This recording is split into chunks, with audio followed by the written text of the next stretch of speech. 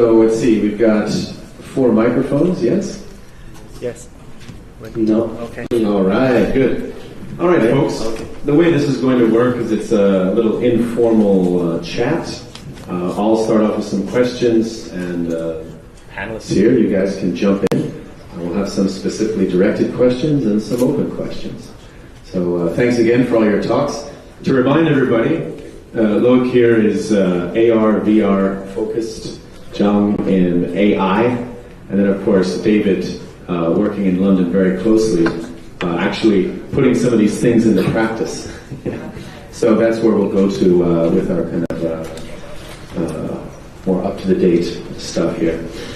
First of all, I'd like to have each of you kind of give me one piece of maybe a short story of what you're excited about in smart cities. Maybe it's from remind me, the White Campus or so. The White City Campus. White City Campus. Yeah, tell us a little bit about that. Well, actually, that is about people. And the biggest thing I'm excited about is a new innovation district in London we're creating. And we're designing it completely differently from anything you've seen before to allow people to come together and play with ideas. A whole suite of different types of spaces connected with technology, invention rooms, hack spaces, incubators, large corporates coming in there. You know, it's great to see the nice circle of the Apple building. It's great to see the Googleplex and so on. But we're putting a little dollop of all of those together with academics in the middle, with some fabulous scientific equipment. So this is university-owned land? It is. Okay, yeah. Okay, great. And this was a university initiative? It is. Oh, fantastic. Okay. John, what about you? What have you seen recently that gets you excited about smart cities as far as AI? Okay, I'm looking so now a lot of companies are raised in China, especially a lot of money put inside into the AI.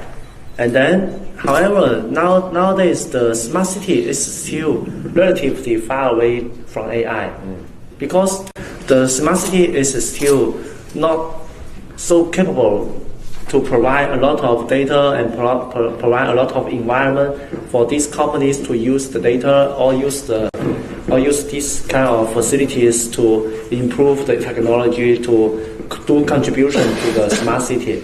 So this is somehow a limitation for the AI. For the AI, even though the AI is developed so faster, it's hard to nowadays. It's still hard to be applied on to building the smart city. Yes, this is my opinion. Okay, and Loïc, we all agree with you about the smartphone, right?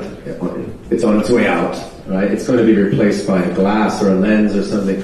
But tell us about what we're going to be seeing through those lenses.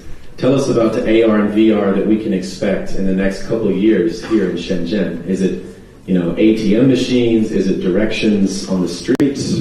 Arrows towards the bathrooms? What are we in store for here? This is already happening. Indoor, outdoor mapping. The stuff we like is today content. So we need more artists, more designers, more entrepreneurs to jump into that industry. So the hardware is kind of getting there, but we like a little bit content. So we need to create more applications that are useful for people. And once we're going to have a really killer app, like a new map, for example, or a new social media that is going to be based purely on these new technologies, then I think the mass is going to adopt it. Okay. David finished there by talking about London opening up its data, and then hundreds and hundreds of people working on the data to create new apps and things like this. The motivation, of course, for everybody is to make a better city, but the smaller step for these developers is to say, I want to make the best app. I want to make money, but Londoners are going to download my app. Can you guys talk a bit more about, realistically, who could stand to benefit financially most from these next steps in smart city growth?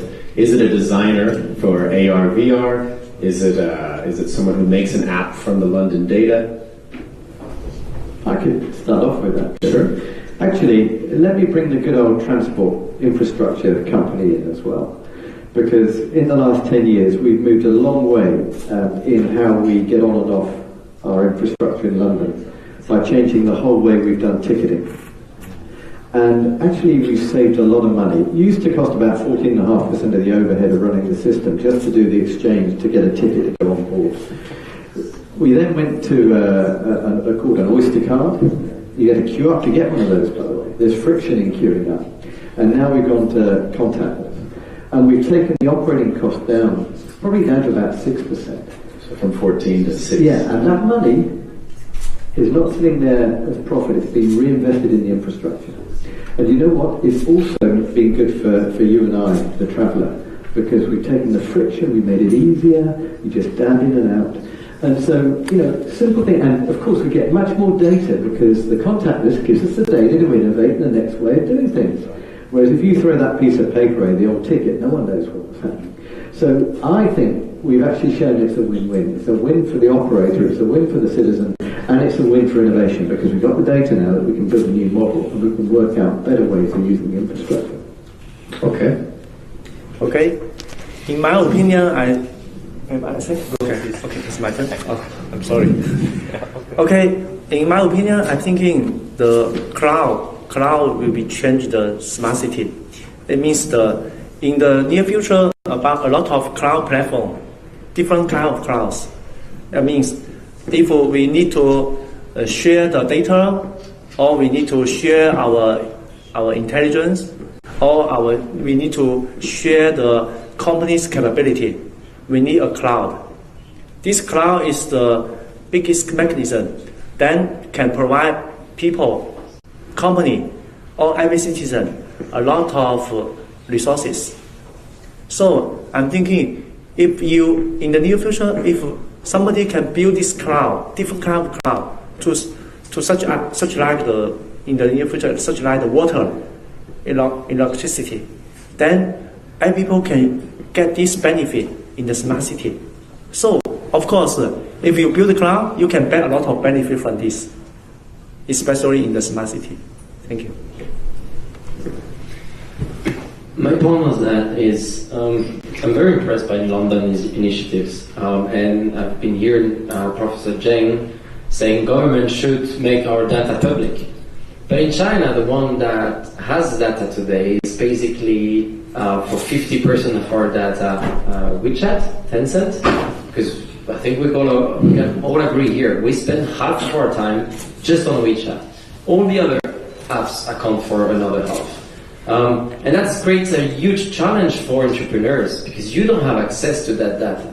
Except if you're a very good friend of Ponima, but if you guys, by the way, look, I'm talking to us actually. Yeah.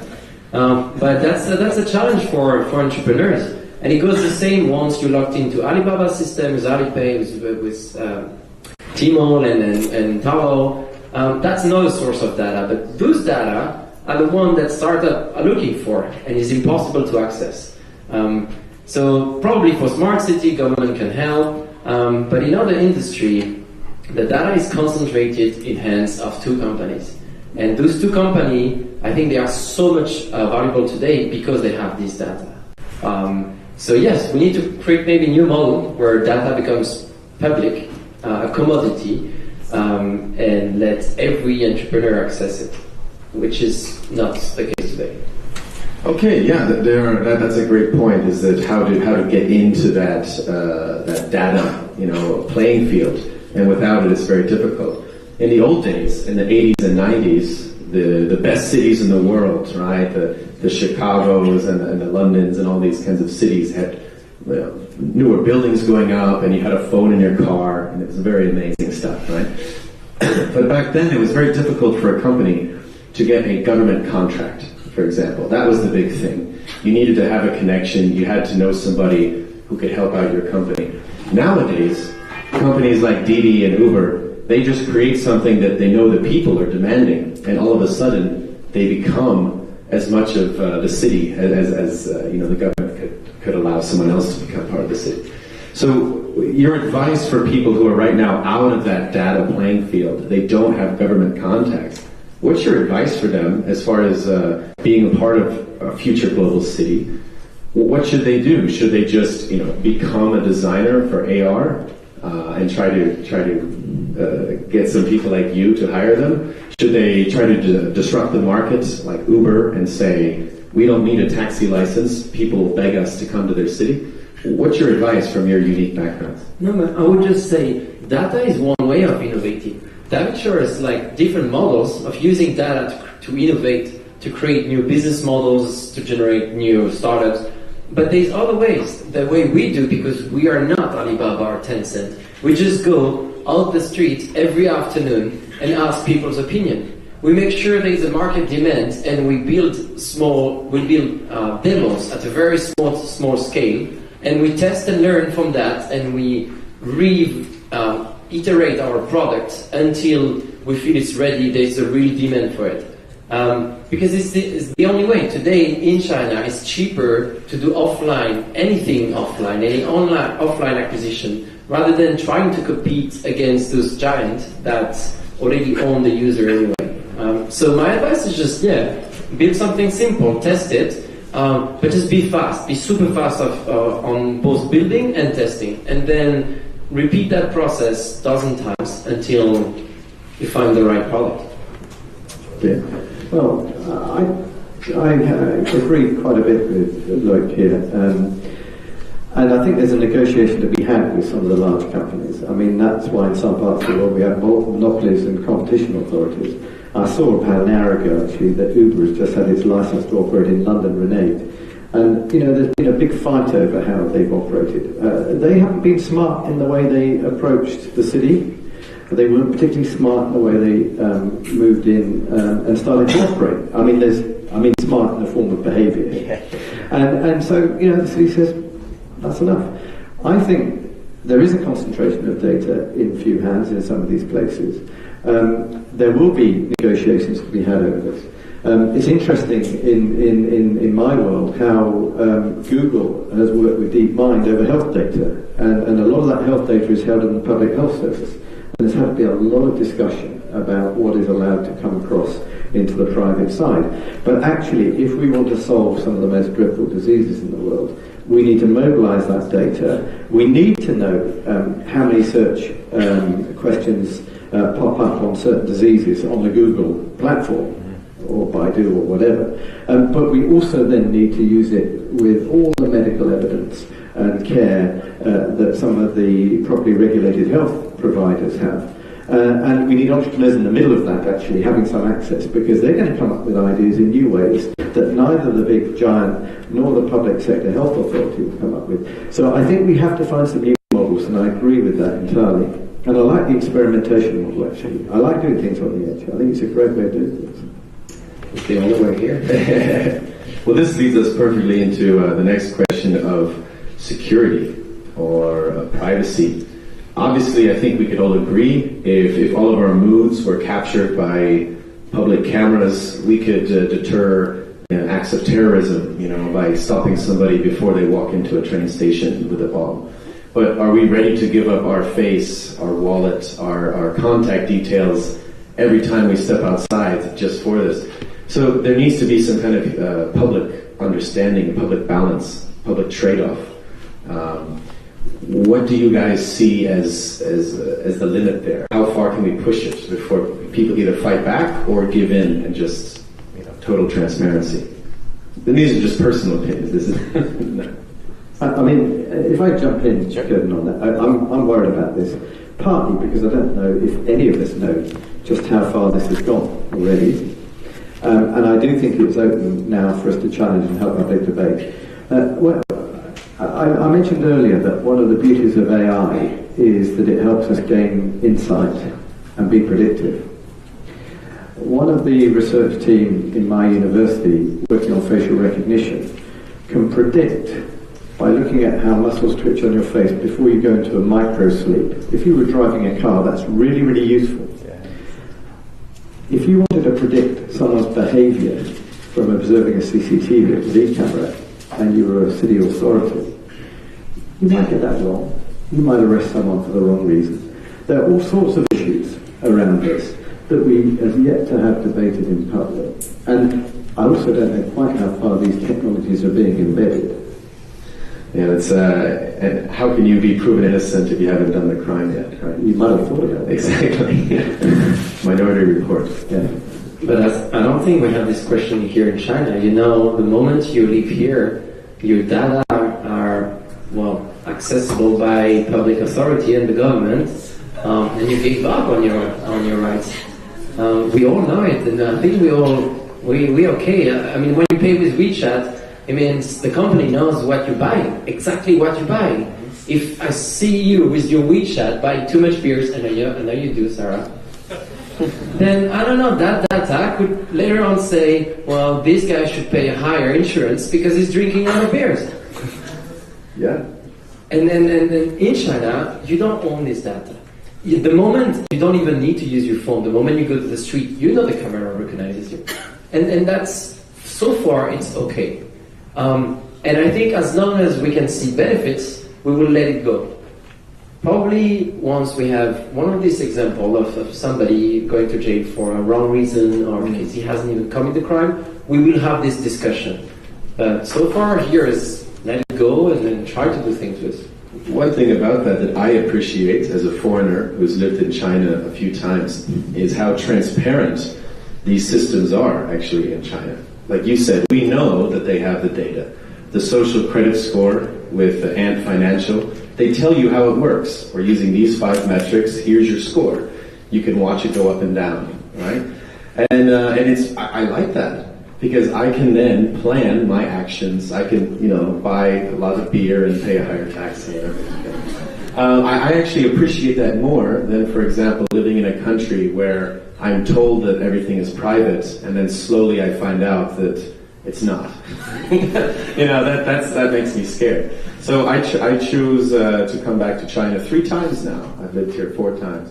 And I really appreciate how easy it is to live life here with the QR codes, with having all my money in one place, being able to order dinner for my fiancé while I'm in a meeting, supposed to be listening to my boss. Things like that. That's amazing. Okay. Well, since we're talking about privacy security, AI maybe soon will be able to tell us better than we can tell ourselves maybe how to operate our cities, how to plan our cities. Do you think humans will blindly accept AI's recommendations in this regard? I don't think so, because human has their emotion, right?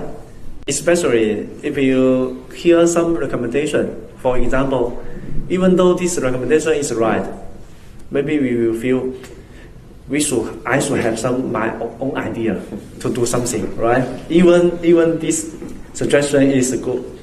So I'm thinking, in the smart city, the AI is to just when it involves, it will close to the man and like the friends, more act as friends.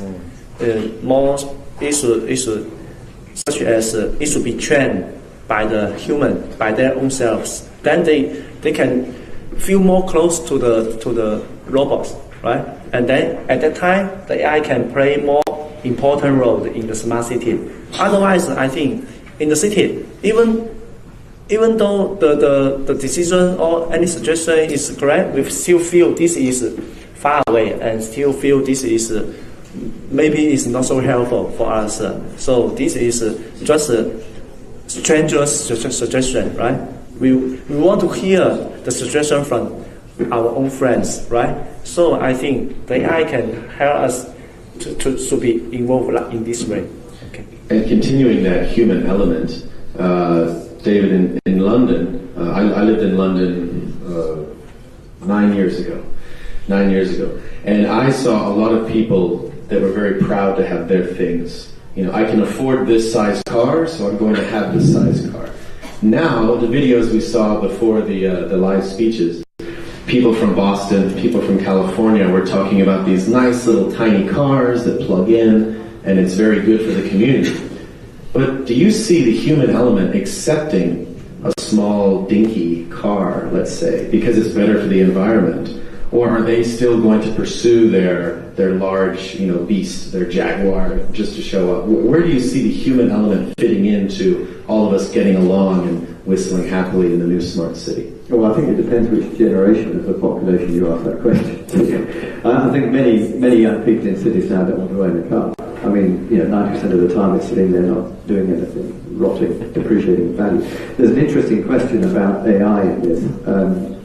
I mean, we're moving quite rapidly to the use of electric vehicles, and hitherto the transport system, the electricity supply system have never talked to each other.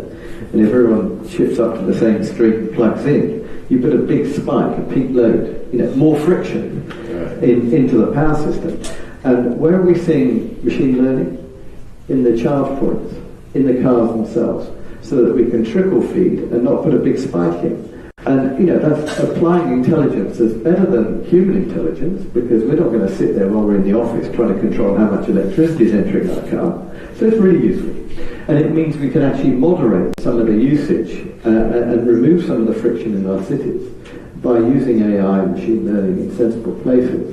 And I think that then means that the choice that the human has is a better choice, actually. You can decide whether you want to walk to work, whether you're going to hire a car, whether you're going to share a car, and there'll be little apps that will pop up, say somewhere around the corner is going to the same place, let's go together, it's going to cost us half as much. All of that's happening now, and that's great. I think that makes cities a better place. You have more choice, more options. And speaking of choices and options, Loïc, if we all have AR and VR images in front of us, 50% of the day, 80% of the day, 4 friends at a coffee shop are going to come away with 4 very different experiences of that same coffee shop. Is this actually going to bring us closer together in the cities, or is this going to allow us to live our own kind of, live in our own bubbles more often? No, the thing is going to be bringing people in their own bubble. It's just going to push people to explore more. I think it's in our gene to explore, to go find new places. And if virtual reality offers that, that's another way to continue our explorations, our learnings, our discoveries. There is some limits, of course. Pretty sure you'll experience it, even today with a mobile phone. Sometimes you have to switch it up. Your wife or your girlfriend is going to get pissed off if you're on your phone 24 hours a day. She knows. So yeah, you have some limits, but we will find out those solutions. I don't know how they're gonna be.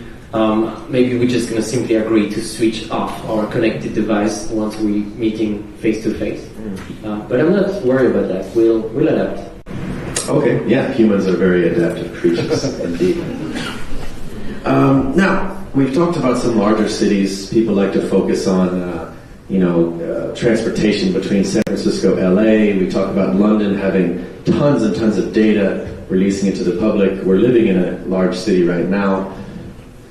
Is it going to be easier for these large cities to collect data and become smart cities, or are we going to see the first smart cities be smaller communities that are better able to handle and take advantage of some of these newer technologies and put them in place when they're building cafes and apartments, building subways for the first time? They don't have to move buildings, there's nothing there.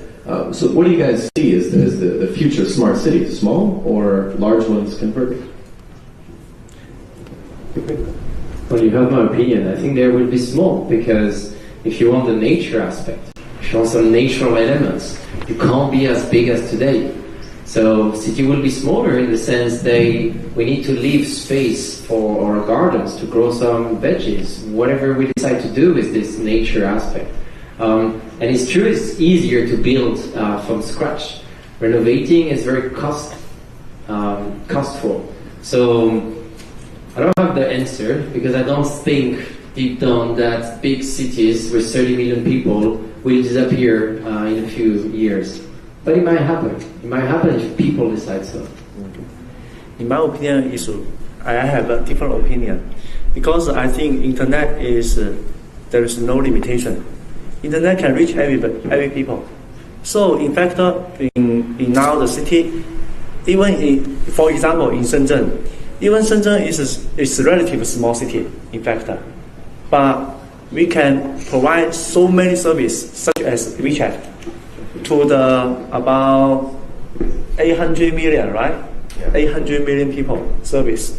It means if we can provide intelligent service such as the cloud to collect data and to provide a lot of this cloud to a lot of company, not in Shenzhen, but also in other country but also in other city.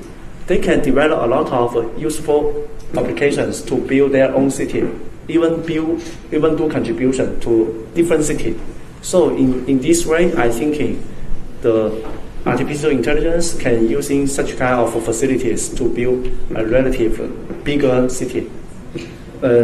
In my experience, in fact, in Chinese government generally they thinking I should pay a lot of invest a lot of money to build a small community, but it proved it is not so successful. In fact, you can see in China the first line city such as Beijing and also in Shanghai, in Shenzhen, in Guangzhou, they have so many modern buildings, all modern facilities, but we cannot call it smart city because it's not so smart. I think it's not either or, actually. I think, first of all, we have to look at the economics of agglomeration, which is why do we see the arrival of such large cities. And secondly, we're deeply social. Why did everyone turn up tonight and sit on the floor? You could wait until you can watch it somewhere else. And I bet half the people in here are itching to have a conversation with each other about sometimes about what we've been saying, and perhaps have a conversation with us after over a beer. That's social. And I think the economics of this are, if you want the best healthcare, if you want the best opera, if you want the best art houses, these are deeply expensive, and you have to share them amongst a lot of people. So people agglomerate around those things. If you want the best universities, and it's no accident that at this stage in the development of humanity that we have clustering around these assets around the globe. Now, I'm not advocating for supersized cities. There are huge things we dislike about it, but they are efficient means of feeding people and delivering services.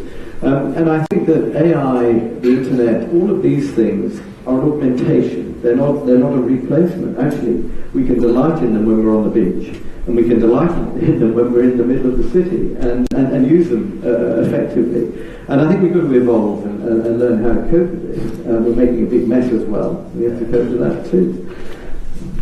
So, do you mind me just... Yeah, sure. David, one question. Okay, I understand the economic dynamics behind like the rise of cities, but don't you feel also it's very unequal, because it only lets those citizens, let's say London citizens, to access to that great opera, while the rest of the planet won't ever be able to enjoy that? Well, actually, and I've worked a lot on this. The great opera houses now, the best ones, are live streaming, and in fact, if you have the right facilities, you can have a wonderful experience, because the way they get the cameras placed and the recording going, and you see more than you can see sitting there. It's the same with sports. Yeah. If you really want to see a good baseball match or football match, watch it on a good screen with your. But you watch it with your friends, having a beer, having a chat about who's winning. It's not either or, and I think it's quite nice that we've got both options. Sometimes it's nice to go there. Sometimes it's nice to sit at home. Right? You get the replays, and you get all the extra information. But what I thought they were going to say, I'm a cyclist, and I like, when it's wet, I'm not going out on the bike, I have one of these Zwift things, with standing there with a TV screen. I could put the Tour de France on, and I could put my avatar in it and try and race the real guys. Now that's quite cool as well. So we are moving into a mixed reality there. Yeah, I think some of us feel we're already living in a mixed reality, so to speak. All right, let's look at London again. They have this data, they release it to the public. Hundreds of developers work on it. They make 250 apps. Over 400. Over 500. Yeah, let's say 500 apps since it's been released. Let's say one of those apps is really onto something, and it provides a great solution for the people of London. What do you guys see as the best way for that solution to cross borders? Let's say Beijing and Cairo and Mexico City could use the same solution. Is it just organic? Does somebody pick it up from YouTube? Is there any collaboration or cooperation between the mayor's office of Los Angeles and the mayor's office in Paris, like the Olympics that we were talking about yesterday? What are your thoughts on this global spread? I think it depends what's the source of that. If it's government source, it might be more difficult for a startup to get it from any cities. If the source of data is consumers, or whatever, IoT or smartphones, that might be more easy. It doesn't matter if you bought your iPhone in London or if you use it in Paris. If the source of your data comes from iOS system, then you might be onto something. If you need to rely on Paris Metro or RATP or whatever organization locally, it's hard to scale. You need to go still agreeing with every local authority for them to release that data. So yeah, just depending on the source. I mean, I mentioned City Mapper. It's been extraordinarily successful everywhere. And, it's a business, they make money now, and it's good for them. If they can go in and work with the local authorities, the city authorities in another jurisdiction and get access to the right data, then they can put their app there. It's happened all over the world with City Mapper. It was the most downloaded app in London for 6 months when it was launched in London. I was in Singapore doing a Smart Cities conference the week that they launched in Singapore. And actually that's, the Mayor's office in London promoted data freely. Some entrepreneurs picked some of it up and got lucky, managed to mash it in the right way, create dynamic routing for individuals, and it's flown from there. And I think that's really, really nice, because it means you haven't got the hand of the government or anyone else on it, and it works for people. All right, we're going to take it a bit towards a negative place right now, before we finish.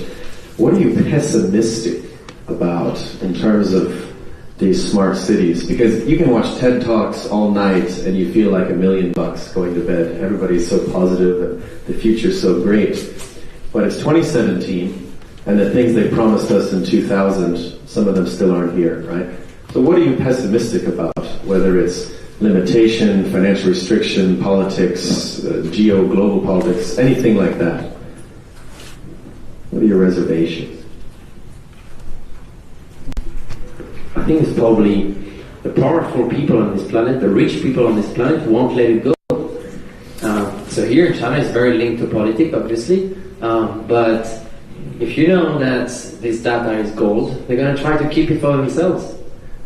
So the negative, I would say, people are greedy. They want to get more and more rich, and they're not necessarily, or not all of them, thinking about the common good, the development of the society. So yeah, we've seen that happening on some leaders in different industry, holding on while they should be collaborating, when they should rethink their models, but they don't. And some extreme example is that when finally disruption happens, they are zero. But yeah, I think some powerful people will try to keep their privileges, and that won't foster collaboration. John, what about you? What are you worried about? Yes, I also thinking about the limitation about the human's nature, about especially, for example, about the selfish, right? People or even company or some organization, they just thinking about their own benefit, right? If every people thinking about their own benefit, it's hard to share it, right? It's hard to share something as data, something as the idea, something as the technology, especially, for example, technology. In China, a lot of small company is hard to develop because the big companies such as Alibaba or Tencent, they correct all the people, correct all the technology, correct all the data. Then it's hard for other people to survive, all companies to survive. Then this is hard to build a really successful ecosystem for the smart city, I think. Can do. Well, two things. One, from a city infrastructure point of view, I don't think we understand the failure mode when our physical assets have data controls, Internet of Things, AI programs linking them together. And, if our mobile phones were switched out this evening for the next hour or two, everyone in this room is going to be thoroughly irritated. It's not going to probably kill anyone. But, you know, we're building city systems that might not be robust against attack or self-induced decay. And I think we need to understand that. So that's one thing. I do worry about that a lot. There are states and there are people who like to do bad things to our infrastructure, so it can be deliberate, as well as accidental. The other thing, I agree with my colleagues here as well. I worry about, it might sound a bit philosophical, but the human condition, you know. I mean, when I was at university and stuff, we used to read books, we used to talk about ideas, we used to sit and think. Some people went and painted pictures and became artists, and they practiced their human creativity. They learned, and you know, I wonder how we're going to pursue those things in this augmented sort of hyper 24/7 world that we live in. And sometimes being still and thinking of it might be a good thing. Speaking of thinking, we'll end on a more positive note.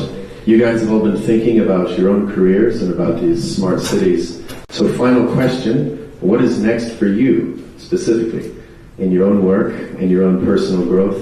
Just a quick, a quick goodbye on a positive note.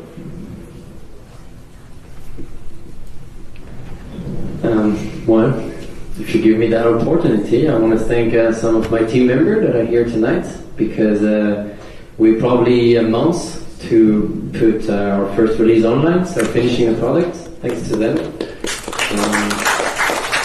So that's the next step, and hopefully if that goes right, we're going to close our round of funding, so that could make us survive a few more months to continue the fight. And thank you for my girlfriend, which is supporting me all the time. Okay. I have my mission. My mission is to apply artificial intelligence technology to the human society and to discover its value. And then I hope I can have a lot more and more people. We can work together to build such kind of ecosystem.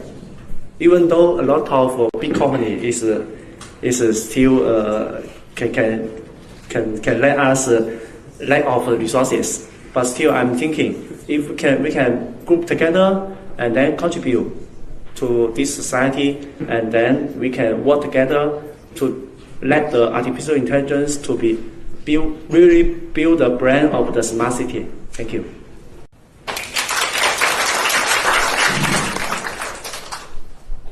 What would I like to do?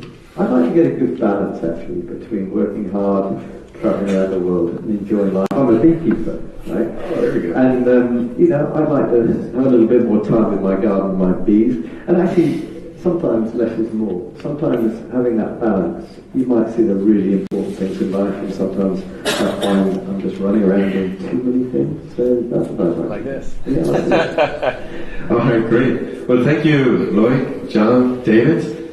Appreciate the individual speeches and this nice fireside chat. I'm going to invite our curator, Yayu, back up on the stage for some closing remarks. So again, thank you, panelists.